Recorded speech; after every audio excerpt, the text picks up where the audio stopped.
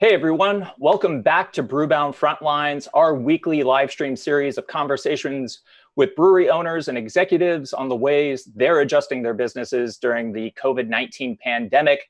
My name is Justin Kendall and I am the editor of Brewbound. And as always, I'm joined by my co-host today on this socially distant social hour, Jess Infante. Jess, thanks for joining me.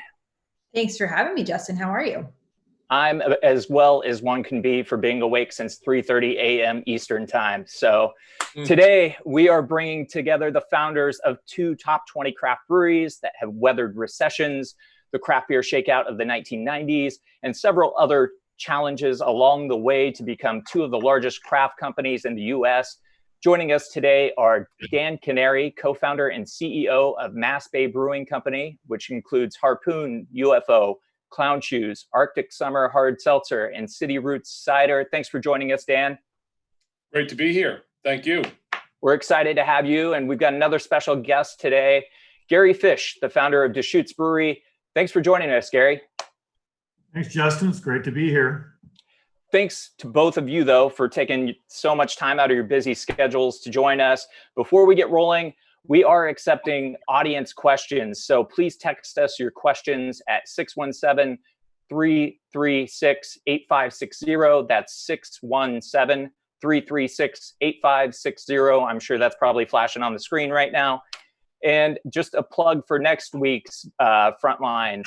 We are going to have guests from the state guilds in California, New York, and Illinois, as well as Brewers Association, the Brewers Association's Paul Gatza. They'll all be here, plus Selling Craft Beers, Sean McNulty. He'll be doing co-hosting duties because I'm moving out of this apartment and into a house. So they'll be discussing the challenges facing guilds now and how they're adapting. So let's get to today's discussion. Gary and Dan, not to be cliche, this isn't your first rodeo, as I laid out there. You guys are survivors. You've built businesses over 3 decades. I guess for a lot of brewers, though, COVID-19 is an existential crisis. And so I'm wondering, how does this current crisis compare to those past challenges? And I'll start with Dan. Well, no one's ever been trained or gone through anything like this. So I would have to say we've been through a lot in our almost 35 years, but the rapidity of this came on so quickly. And I think back, we hosted our St. Patrick's Festival the first weekend of March, and we had 8,000 people here at the brewery. And how quickly the world just changed in the ensuing 10 days. So I've never seen anything like this before. The past times that have been challenging, you've kind of watched it unfold over months and maybe had a chance to prepare for it. There was absolutely really no chance to prepare for this. So we are learning on the fly with this one, able to fall back on some values that we've had for a very long time. But I certainly in my career have never seen anything like this. Gary, how does this compare to all the challenges that Deschutes has seen through the years? Well, as I like to say, we've really ridden the roller coaster over the last 32 years. And, the difference is all of the crises we faced in that period of time were based in the marketplace. And the marketplace could always work itself out. I knew that we made good beer. If we really stuck to our values of all this stuff, we'd get through whatever challenge came our way. Now, when the government shuts down an entire industry, and that industry amounts to 20% of our total revenue as a company, and then draft sales to other members of that same industry amounts to another 25% of our overall volume.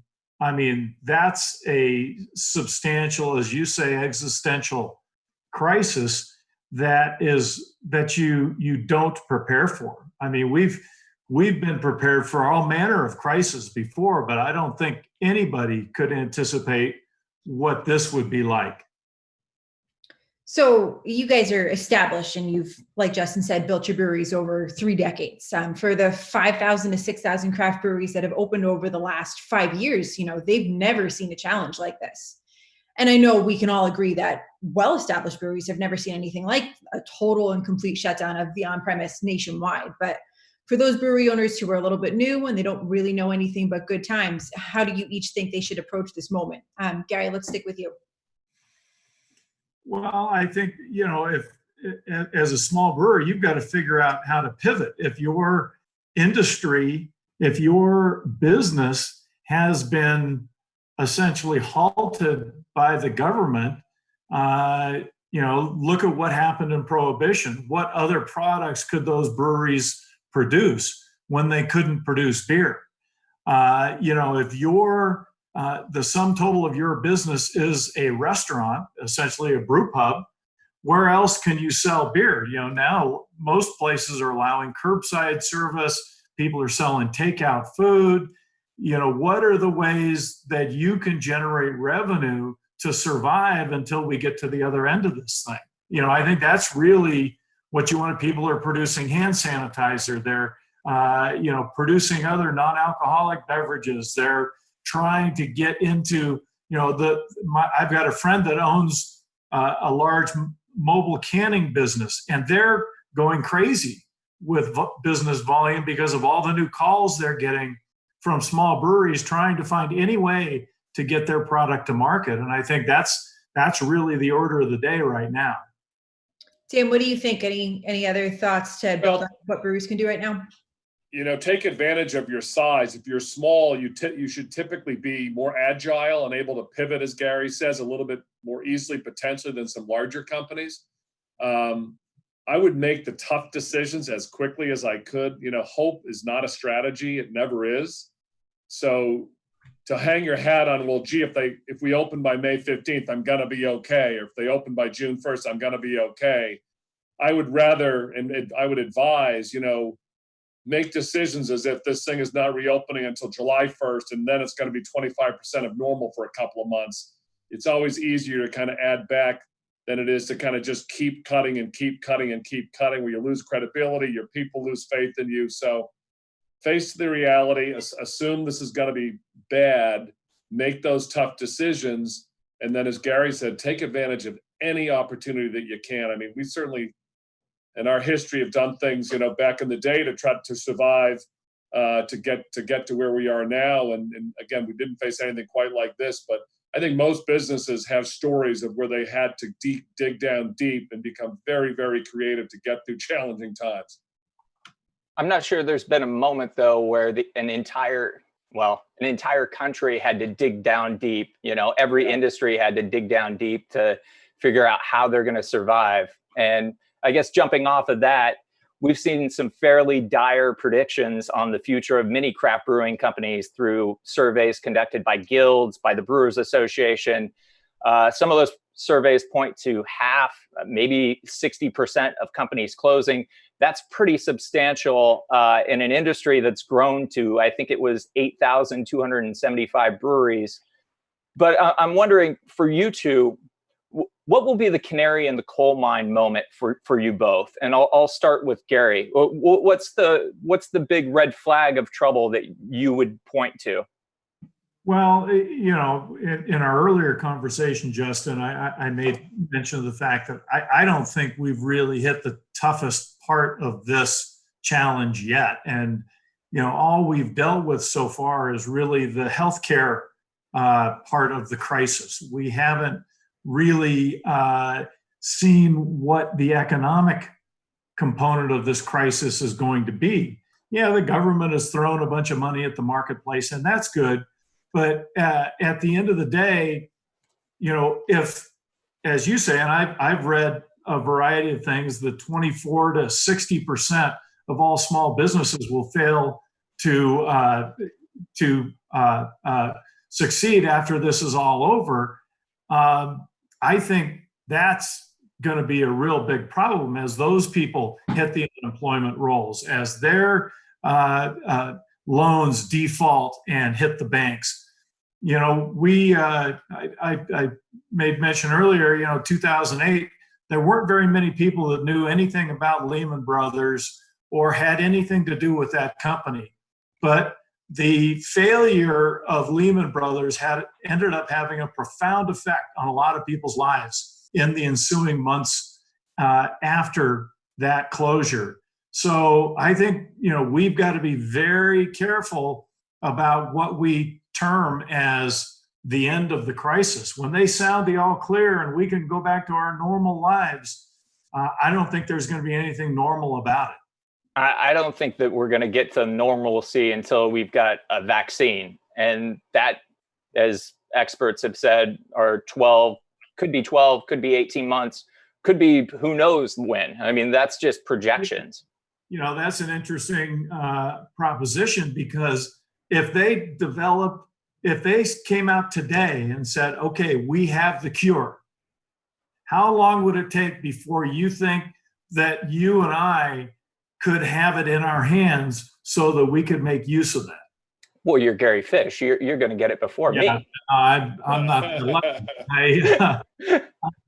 I think it's going to take a long time to get it manufactured, to get it distributed. And this is a global thing. This isn't just the United States. It isn't just Oregon. It isn't, it's a global issue, and competition for those supplies are going to be pretty hard to come by.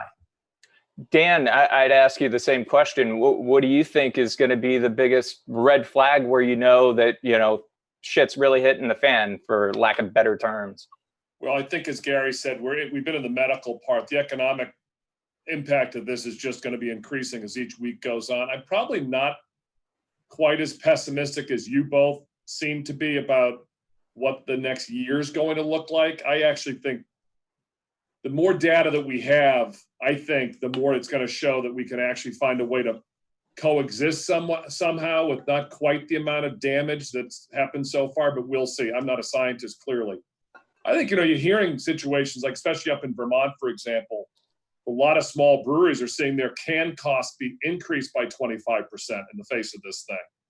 I think there are other aspects of this that are making life really hard for breweries. I think banks are shutting down. They're so busy with PPP and other SBA business that they are not able to process other regular loan requests. So this is going to be a grinding crisis where every week that goes on before we start to see some sense of normalcy is going to increase the cost dramatically.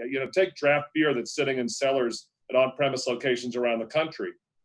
If on-premise is able to open up, and even if it's 20% in 2 or 3 weeks, that makes a huge difference on the amount of beer that we're going to have to destroy than if it doesn't open up until the end of June. A huge difference. So I think on the margin, there are some decisions that can start to be made that will have a real impact on our business. It might make it a little bit easier to get through this. I'm just not sure that we've got adults in charge. They're going to actually just look at the data to make these decisions as opposed to making them political. I don't know that. It's above my pay grade. So I'm kind of watching these states.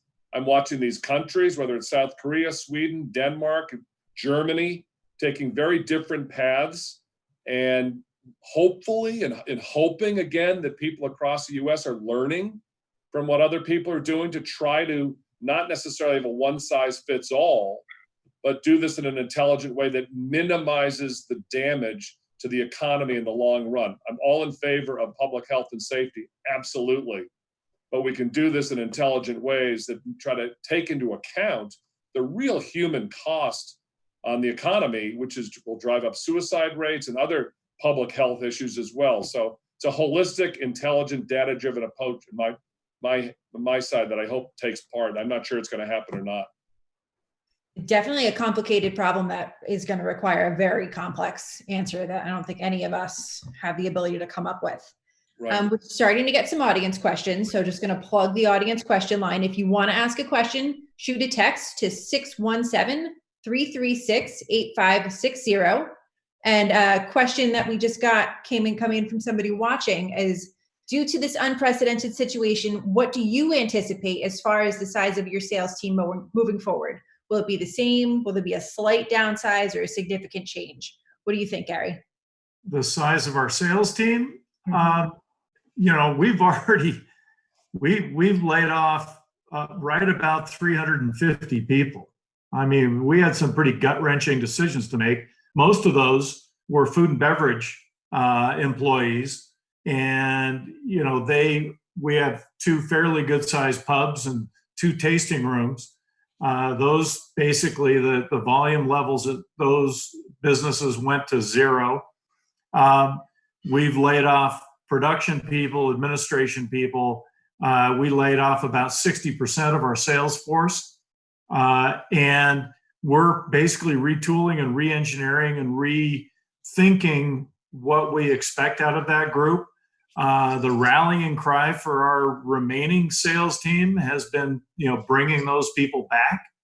And we're very close to getting to the point where, our volume levels say that we should begin adding back to our ranks. And we're looking very carefully and keeping an eye on that. But at the same time, with draft beer is flatlined and the restaurant bar business is flatlined, there's not a lot for people to be doing just yet. Dan, what about you guys? Short answer to your question is I don't know yet. I'm starting certainly to pivot my thinking towards what we look like on the other side of this. Like Gary, we've made some changes with furloughing and putting folks on work share. Not as many on the sales side yet. We pivoted our on-premise to off because the off is really busy. Our folks are still out there for the most part. Those who want to be out there and are following safe practices with gloves and masks and going in only as asked, that kind of thing.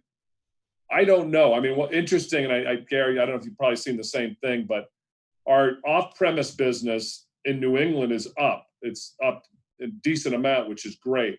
On-premise is completely gone, and we were 30% on-premise and another 5 to 7 our own on-premise business. But our off-premise business, south of New York is down, which again would be consistent with what your readings going on in the industry. People are kind of going to what they know, and people know us here in the Northeast, especially New England, and they know us less further down the East Coast. So I don't know what that means, whether that's going to persist. None of us know what the on-premise is going to look like in 2 months, let alone 12 months. So we're starting to consider it, but like Gary, we're doing everything we can, to maintain our staffing and to bring anyone back that we have put on work share. We're an employee-owned company, and we're 48% ESOP.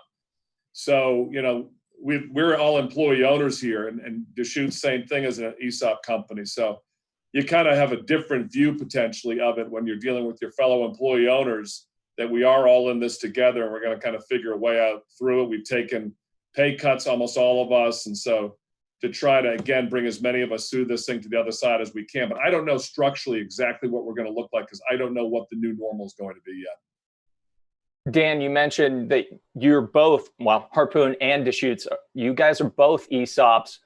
What are the challenges and the advantages of being an ESOP company in a moment like this?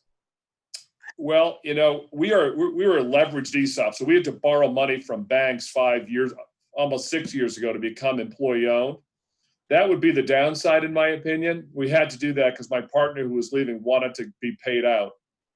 You could do it other ways and structure it other ways, not to have the leverage that we had to incur, but we had to do it because of what he wanted. So we're having to deal with debt, and regardless of being an ESOP or not, anytime you go into an economic crisis as a company with a decent amount of debt, you face additional challenges.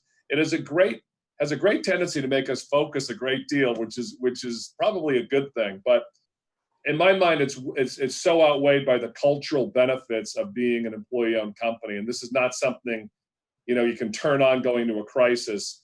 I think, like Gary, for years we've taken real pride in the culture that we've built and the employees that we have. And so I can't imagine going through a crisis like this without the culture that we have. People have stepped up and been absolutely amazing here. And the things that we're doing out in the community, the new ideas we're coming up with, pretzels we're delivering to hospitals, and that's not coming from me saying we should do this. This is just people doing it on their own, and it's reflective of the group that we have. So we're going to get through this thing, and we're going to get through it. I'm so confident of that because we're an employee-owned company, and people here really care a great deal about each other and about our company. So speaking of, go ahead, Gary. Sorry. I was going to say, I'd like to hear from Gary on that too. What do you jump off there? Well, I think to me, the key, and we're not as large, our percentage of ownership isn't so much on the ESOP. It right now stands at about 8%. And, we'll sell more shares to the ESOP when they're ready for it.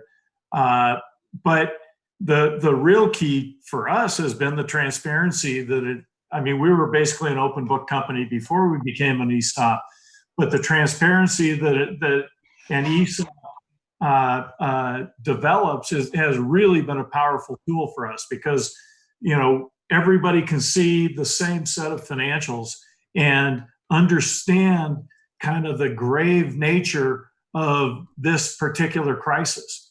And so even though a lot of the decisions we've had to make have been, as I said earlier, pretty gut-wrenching, everybody understands it and they're part of the solution. One way or another. We have, job sharing. We have 23 employees that we farmed out to a local kombucha company for a special project they had. We have some that we've sent to a local distillery to help them out, and those are people that stay on our payroll and stay on our benefits package, but are working for other people for the time being. So, it is incredibly gratifying, and I say it over and over again, to watch how people have really rallied to this challenge. And it's incredible to watch them dig in their heels and really say, I'm up for the fight. I'm ready to go. Whatever it takes. Nobody is complaining about having to do jobs they didn't used to do. Nobody is complaining about having to work odd hours or whatever they have to do. Everybody is up to the challenge. And, we are all in this together. And regardless of whether you've been laid off, furloughed, or continue to work or have a different job, this is something we need to rally to and really succeed at.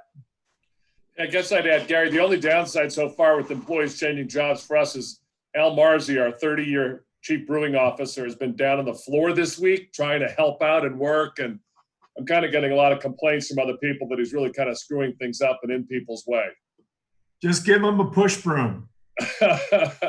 Stick with what you know. Yeah. So we're definitely in a weird time where your production teams are producing as much as possible. Sales is selling to the off-premise as much as they can, but everybody else is a little scattered, working from home. So what steps are you both taking to maintain culture while your staff is separated from each other? What can you do to make sure that everybody still feels united?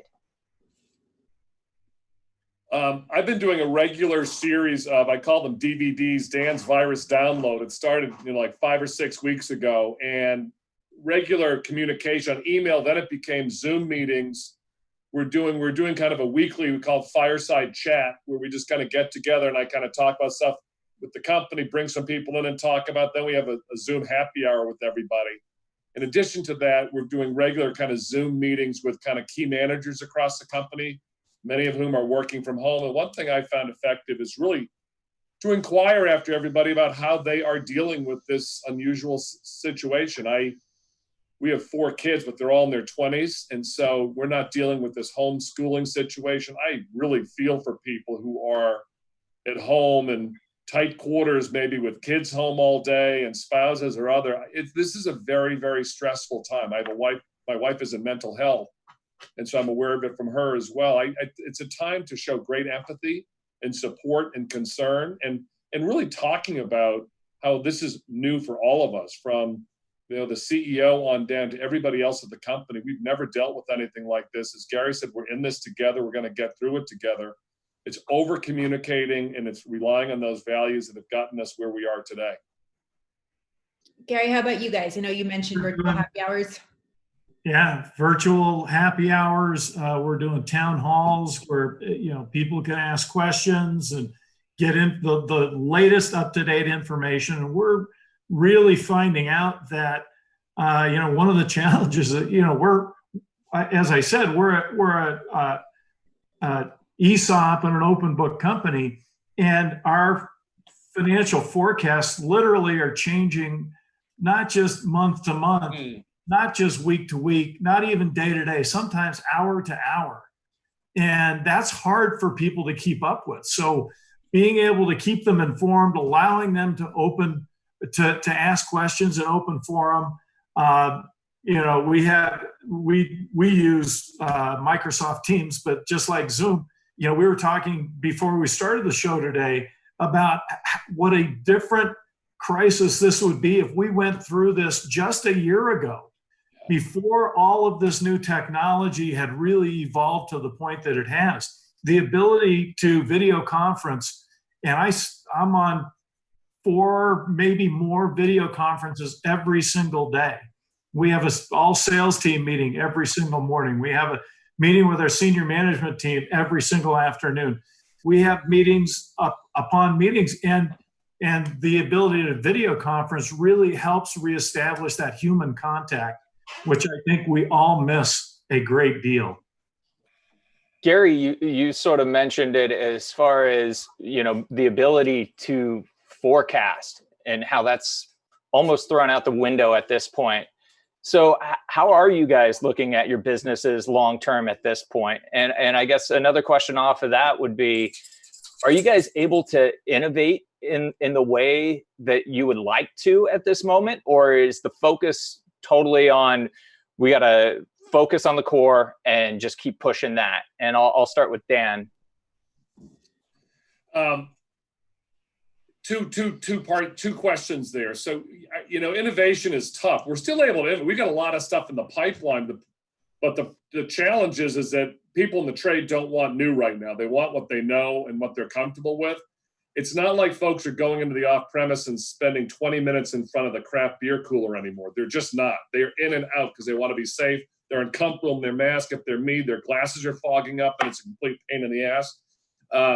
So it's more, larger volume packages. And so the innovation side, it's more just, we're still doing certain things, but we've just de-emphasized it because the marketplace is not really accepting or doesn't care what innovations we're doing right now. So that has kind of taken a back seat to the products that are really doing well during this pandemic, which are better known products of ours like Harpoon IPA, Rec League, et cetera, and bigger volume packages.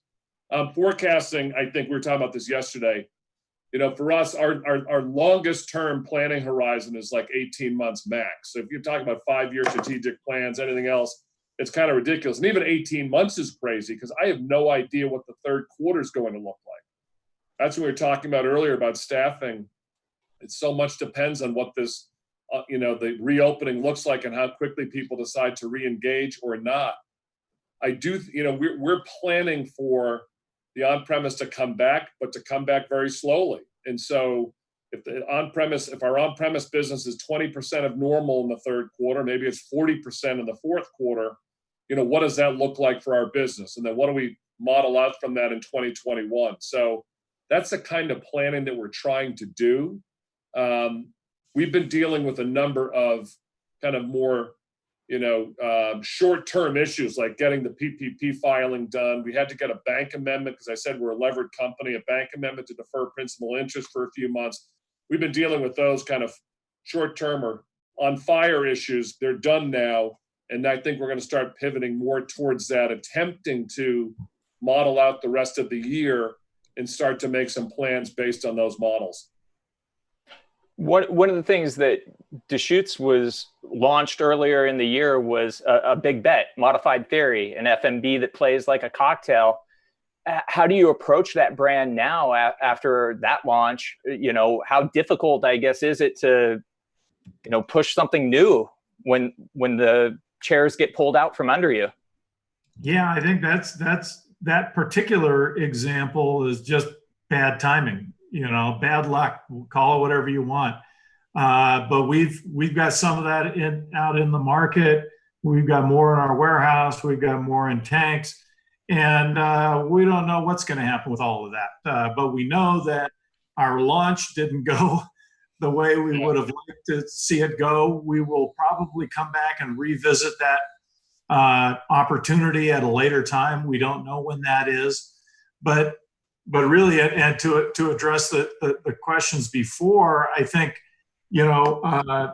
forecasting has really kind of been nuanced. And I think the key for us has been, you've got to have several different forecasts for several different scenarios, depending upon where it comes from. Our forecasting now does not go beyond the end of this year. Right now, we're focused on the third quarter because we need that summer selling season. And if we don't have that, we've got to go one direction. If we do get some of that, we're going to go another. We have forecasts where draft beer doesn't come back at all before the end of the year, and comes back, like Dan was saying, maybe 20% of what we've got. It's, that's what we have to do. We have to be prepared for whatever comes down the pike. I mean, that PPP funding, the government just changed the rules 2 days ago to say, you can't spend it the way that we had told you could spend it. So, we're not sure what's coming next. Innovation is an interesting concept right now, mostly because consumers telling us they want those tried and trusted brands. So Mirror Pond's doing great. Black Butte Porter's doing great. Our Fresh Family's doing well, and we've de-emphasized pretty much everything else. And we're not planning any new brands really for the rest of this year. And we'll keep developing it. We have quite an innovation team that'll keep working on those things. But right now, we're kind of retrenching and going with what we know are our strengths.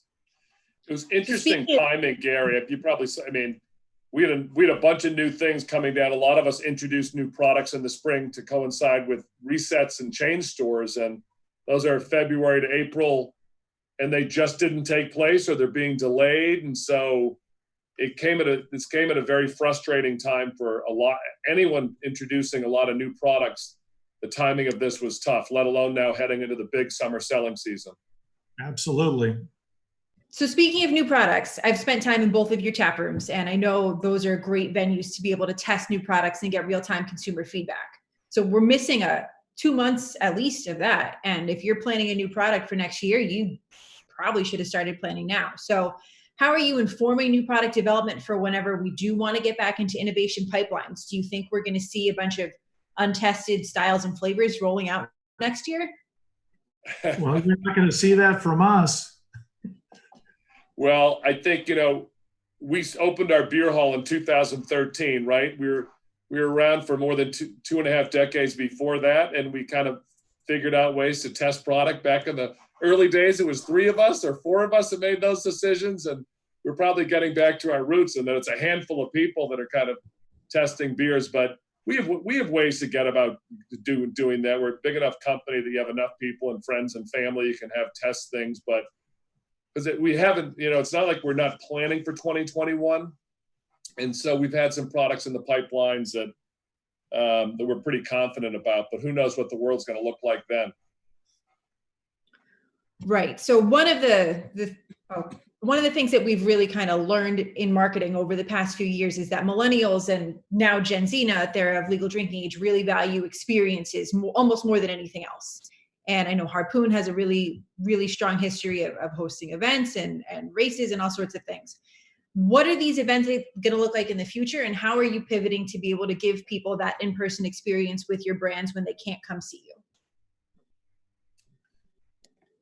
Well, I'll jump in. We're going to do, we have, as I said, we had our St. Patrick's Day in March, and we were able to get that in, and people had a wonderful time. We canceled our Harpoon Fest, which would be taking place the third weekend of May. We normally get 15,000 to 18,000 people at that.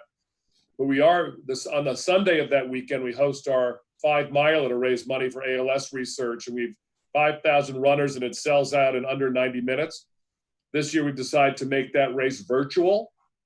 So we have, I think, approaching 3,000 people signed up now in all across the country, and actually several from around the world. And we're trying to create kind of a fun community-based activity for people, even though they can't be together. So we're kind of feeling our way through this, but we are. Our motto for years at Harpoon is love beer, love life. We have been a very kind of socially based brand. And so getting back getting people back together again is something we care a great deal about. We'll do it consistent with social distancing guidelines, and we can't wait to be able to start to have the beer hall open and festivals and things again. But what we're doing right now is more of this virtual. And I think some people are trying to talk about virtual festivals, and our neighbors here at the pavilion, the music pavilion, are talking about almost like a drive-in. Could we ever use the parking lots and do like the old drive-in movie days, but do a drive-in concert series with car service for your beers or something? So I think folks are creative. People are social, and they want to get together in different ways. And I think that's only going to build as the weather finally starts to turn nice, and maybe some of these lockdown things start to ease. Yeah, we're pretty much the same way. I mean, we've always been, we've always had a big focus on experiential marketing. Right now, it's just impossible for us to look forward and say, okay, this is where we're going, this is where we're not. Whether it's the large arenas or even small gatherings, it's, Bend is an outdoor community. It's pretty much any form of outdoor recreation you like will happen here, including outdoor concerts, festivals, etc., virtually all summer long. And so when I said we're hoping we don't lose the entire summer selling season, that's a big part of it. But again, I think Dan's right. People are dying to get out and get together again. We long for that human contact, and we're really looking forward to how that's going to happen, and hopefully soon. We're getting quite a few questions in through the text line. You can text us your questions at 617-336-8560. That's 617-336-8560. We'll ask as many as we can. This isn't even a question. Someone called Hawk Talon says Gary Fish is the man. I don't know what that means, but Hawk Talon is a fan of yours, Gary. But we are getting a lot of questions about out of code beer and how that's going to be handled, which is far more serious than Hawk Talon. So how are each of you approaching out of code beer? And I guess for the retailers out there, someone wants to know if you guys are going to assist accounts, help them get back on their feet and create some cash flow by offering discounted kegs. So I'll go to Dan. We'll have to follow the law on discounting. Most places you have to be very careful about that. We're our own wholesaler in the Boston area, so we face this both from a wholesaler and as a supplier. We've established a policy with our wholesalers of giving 55% credit for any full kegs that they return, and we can obviously decant them. And on the retail basis, we're kind of on an account by account basis. I said earlier, the problem is just grows each week, and that on-premise has to remain closed. And if we could get on-premise up, even if it's 20% of the volume in the month of May, the amount of beer that we would have to take back goes down dramatically. So, we're going to work with accounts, we're going to work with public officials and see where things happen. But we're going to have to figure out a way to handle this safely for our employees and the employees of the retail accounts, of getting full kegs out of basements, out of coolers, and back to the brewery to be decanted. And we handle full kegs one way, we handle kegs that are partial another way. But yeah, we're looking to work very, very closely with our retail accounts. We've had some retail accounts for almost 33, 34 years now that made us a company that we are, who are completely shut down. And we're only down 40%. So whatever we can do to stand by our retail accounts, we absolutely will. And code dates, our plan is to send our folks into any account that's reopening, when the first thing to do is test those kegs to make sure the beer is still good.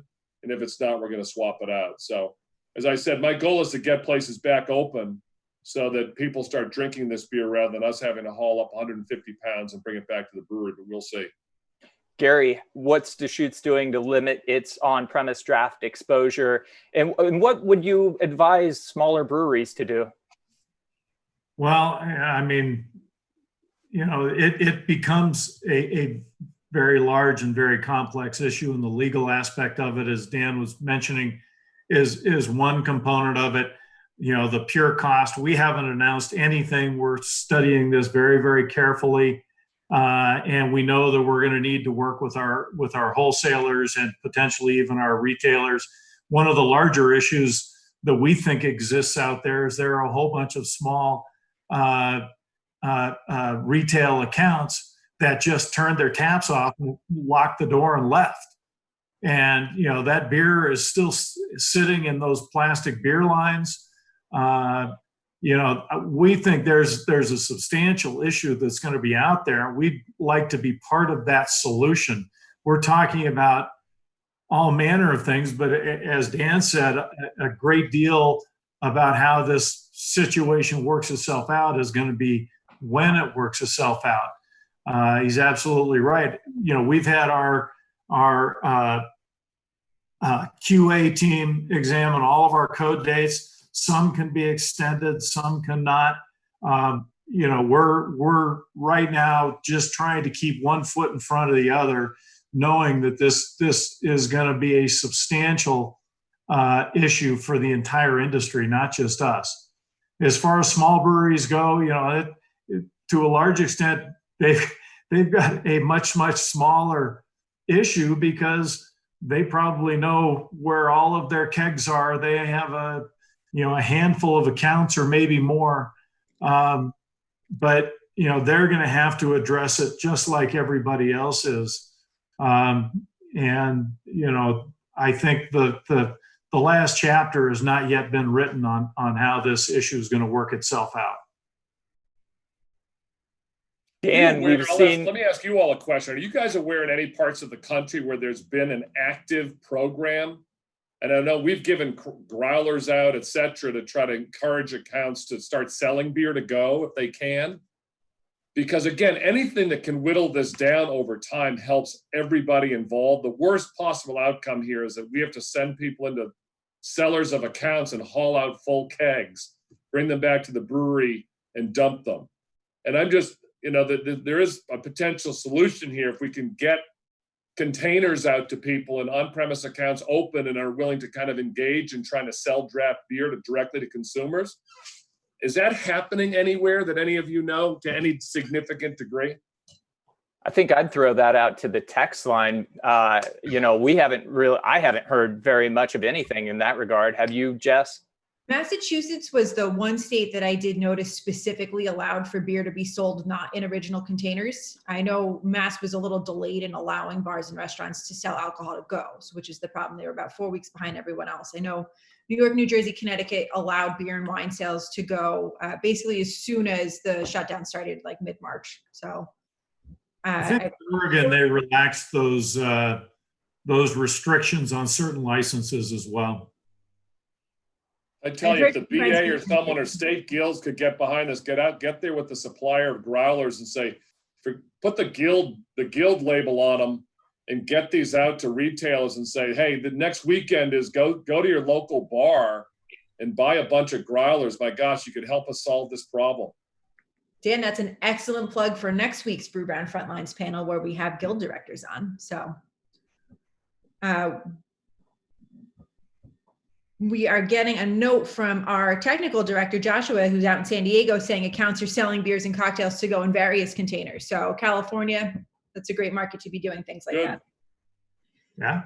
Got a great question that came in through Watcher through text asking, what is the most important business lesson you have learned so far during this crisis? What do you think, Gary?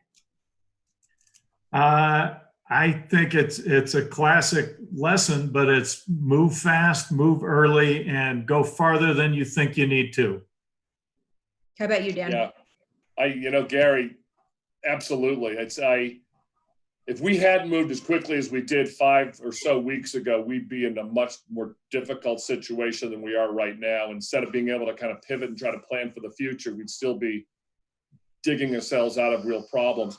And I think, as a company, communication is just so important. And no, you're not seeing people at work nearly as much as you used to. So you can't take it for granted. If there was a certain reality you had when most of your people were coming into the office on a regular basis, or salespeople dropping by the brewery, people aren't doing that anymore.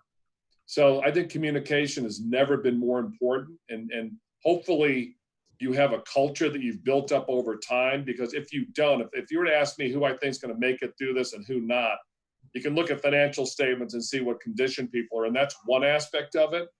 But to me, the more important aspect of it is a cultural one, which is how strong is a culture, how cohesive are people, how hard do people want to work to make your company survive? Because if you don't have that, balance sheets can only carry you so far. I bet on the company with a strong culture versus a strong balance sheet getting through something like this. Absolutely. Ask and you shall receive. We've gotten a number of texts in. Philadelphia area has had a big focus on moving draft through takeout. Georgia has allowed growlers to go from on-prem accounts. Only heard of one distributor that was able to sell 80 kegs last week in NorCal, which leads me to believe some accounts are having to-go success. Good. So sounds like there's a lot of movement.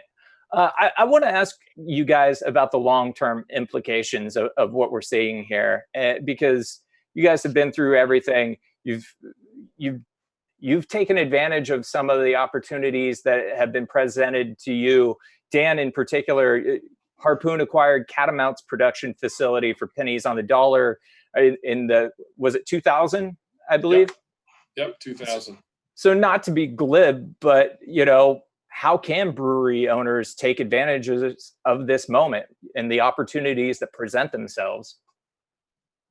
Well, I think that, there are going to be opportunities. We don't know the exact nature of those opportunities at this point in time, but there are going to be a lot of breweries that don't survive this. There are going to be a lot of restaurants that don't survive this. There are going to be a lot of small businesses that don't survive this. So being able to simply survive is a big part of what winning is going to look like. And whether or not you can acquire a brewery that is not able to make it on their own, or you can collaborate with them, or you can find some sort of partnership that works. That's certainly one form of opportunity that's going to come. And, being able to take care of those customers. What about the guy that hasn't cleaned his beer lines and doesn't really know what to do? Who's gonna take care of those customers and be the winner in the marketplace from that standpoint? Absolutely, and you have to have the dry powder ready to go, which is a prerequisite for taking advantage of those opportunities. I agree with Gary. They're going to be a lot like when we purchased Catamount 20 years ago. That was after the 90s boom bust, where opportunities presented themselves. We got that for 20 to 25 cents on the dollar. I think that would be really expensive given where we're going to head it. And I'd say, to complement what Gary said on the internal side, that people use the saying about who you want to be in a foxhole with and how important it is to kind of know that. Well, we're in the foxhole right now. And so you can probably look around you at your company, or look around you at your wholesaler partners and some of your retailers, and say, that person's actually living up to what I hope they'd be as a partner in the foxhole. And there are some other people who aren't. So take advantage of the opportunity to strengthen your culture and learn from how people are reacting to this and what that means about the role they play at your company in the future. So speaking of external partners, what are you hearing from wholesalers about conditions in the off-premise right now? Conditions in the off-premise? Yeah, I mean, what's it like, and what's your sales force like reporting back from the field? Or is it crazy? Yeah, that's kind of the sum total of the market right now. With the on-premise shut down, the off-premise, depending upon chains are depending upon where you are, they either want you to stay away or they want you to come in and help.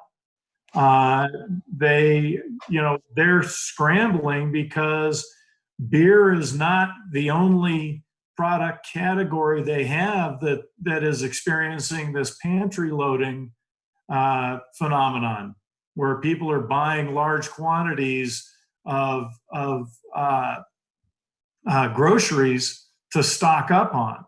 So, they're scrambling to try and serve their customers. Everybody in the retail world, particularly in the larger corporations, has been going through a process of trying to develop just-in-time delivery models to cut their costs. Well, that's coming back around to bite them now, where they don't have the inventory to continue to keep their customers supplied.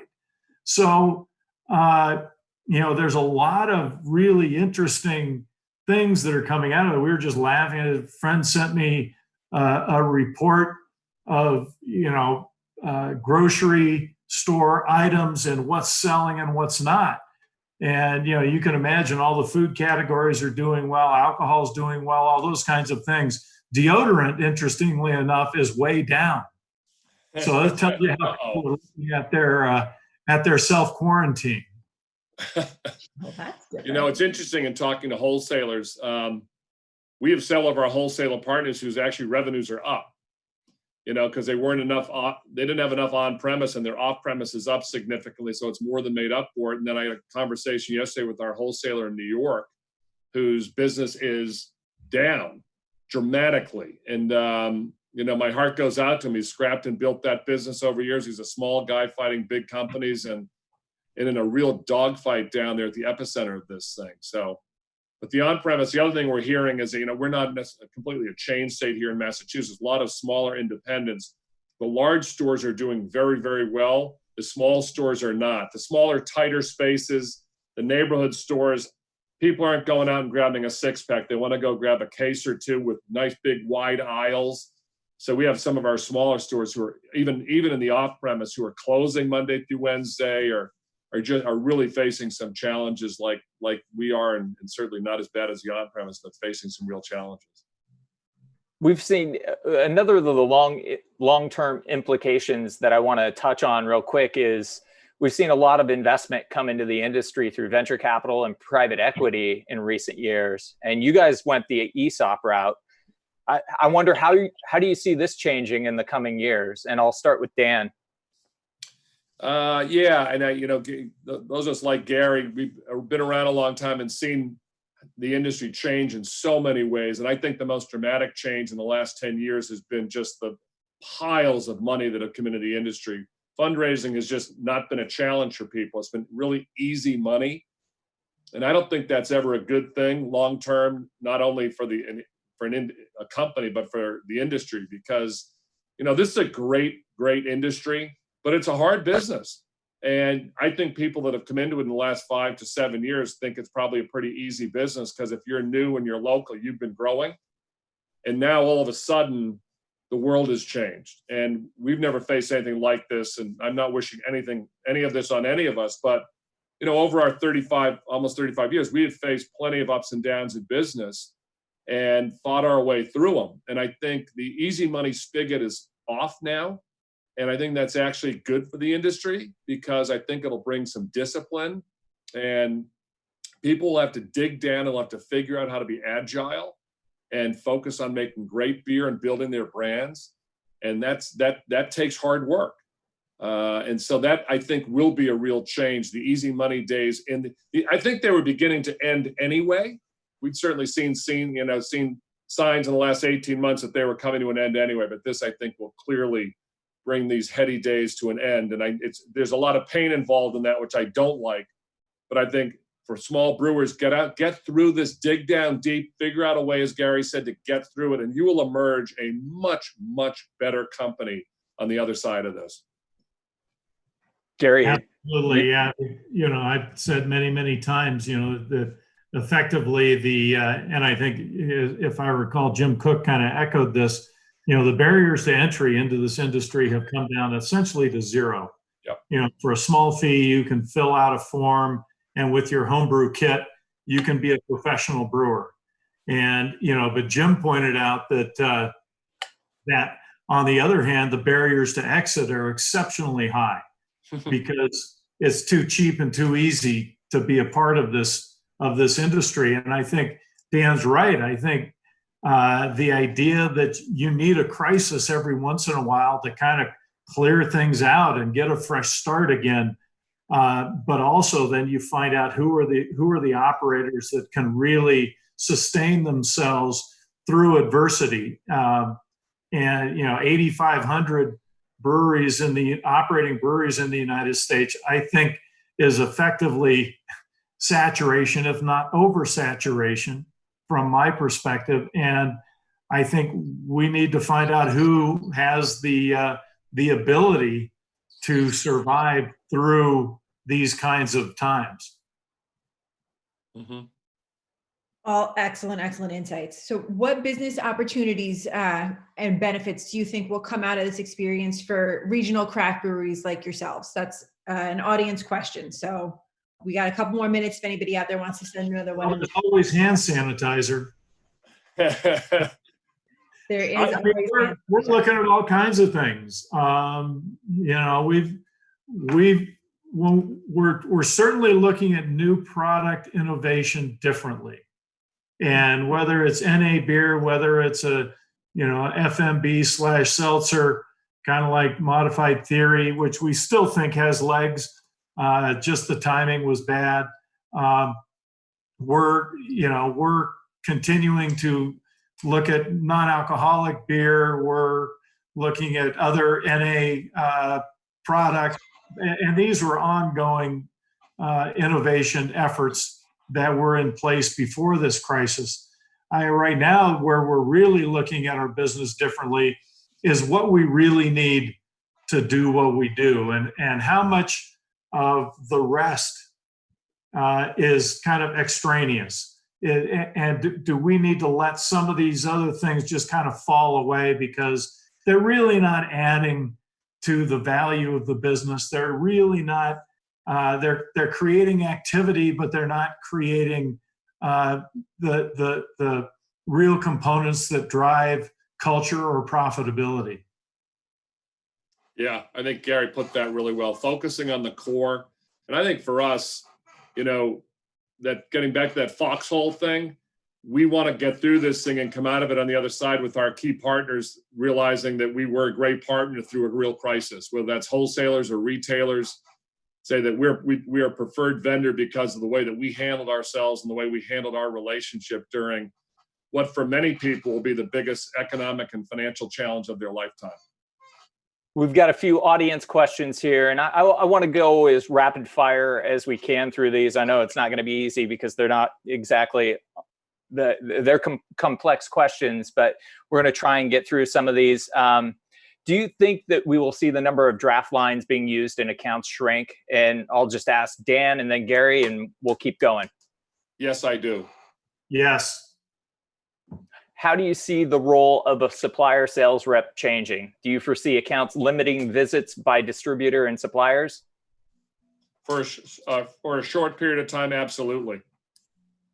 Yeah, near term, that's easy to say. It's going to have a long term. That's a little bit more challenging. With the number of draft lines dropping, I see less, up and down the street kind of salespeople tackling the on-premise. I see more people being allocated to the off-premise. Have you guys had any help from your insurance companies during this time? No. Work in process. Yeah. What advice would you guys give to a brewer seeking PPP money? Because you've both been accepted. So what tips would you give them? We did it through our bank, our longtime bank relationship that we've had for 20 years. I think it probably helped us that we had a long-term bank relationship to get in the queue at a relatively early time. And if you don't have that, develop it with a good bank. Check out your local area, who does the most SBA loans, and that's who I'd go to. Agreed. We essentially had the same experience, but start early. We were on the phone on hold the night before the program opened for hours. So you guys need to really go early, go hard, go fast, and hope for the best and leverage your relationships. Mm-hmm. What role has your social media presence played in keeping in touch with your fans during this time? Huge role for us, and we have great social people, media people here, and they pivoted perfectly to kind of hone the message to the new reality of where we are, and in driving our delivery and pickup sales here in Boston and Vermont. Yeah, it's been central. It's really been the only way, because we're not interacting with thousands of people a week in our beer hall and Riverbend taps. Yeah, it's the same here. We learned the value of social media over the last couple of years, and all this experience has done is reinforce that. Due to this unprecedented situation, what do you anticipate as far as the size of your sales teams moving forward? Same, slight, downsize, or significant change? Dan? Man, I think we already answered this one, so it must be someone either from Gary's sales force or mine kind of asking it and wanting more clarity. I don't know. I'm hoping it's the same, but I don't know what the new normal is going to be, so that's TBD. Yeah, we right now, just the situation is we're looking at decreased volume, so therefore we don't have the ability or the need for a large sales force. So we're thinking that it's probably going to be smaller, and it's going to be more allocated to the off-premise than the on-premise. But again, we're gonna let kind of business and the market dictate that. One last audience question. What are the major implications you see for the hops and malt industries? Dan, let's start with you. Short answer is I really don't know. And I probably would say for the hop industry with the forward contracts, if you have a lot of brewers of significant size run into difficulty, I think they'll face some financial challenges, but I think that they'll probably get through this pretty easily. Gary, what do you think? Well, it's all volume based, right? So if you've got a lot of customers that all of a sudden cease to exist, that's going to be a challenge for them. I think that overall volume, is Anheuser-Busch or Constellation or Miller Coors, are they going to see volume declines overall after we're through this? That it really is a formulaic answer that I look at. This has been great, guys. I want to leave it with one more thing. As best you can right now, look into your crystal balls. What does Harpoon and Deschutes look like at the end of this, whenever we do finally get on the other side of this? And I'll start with Dan. I think we're looking, a little leaner, focusing more on the core, and kind of getting back to our roots a little bit. I think that's what consumers are going to want for a while, kind of comfort and things that they know. And I think that's what our focus will be, delivering that to our consumer base.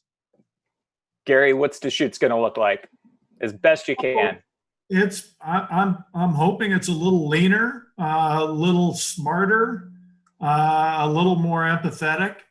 I think we're looking to see if all the things we used to do are necessary to do going forward. And I think we're looking to be a more efficient, more effective organization that's going to be very customer focused.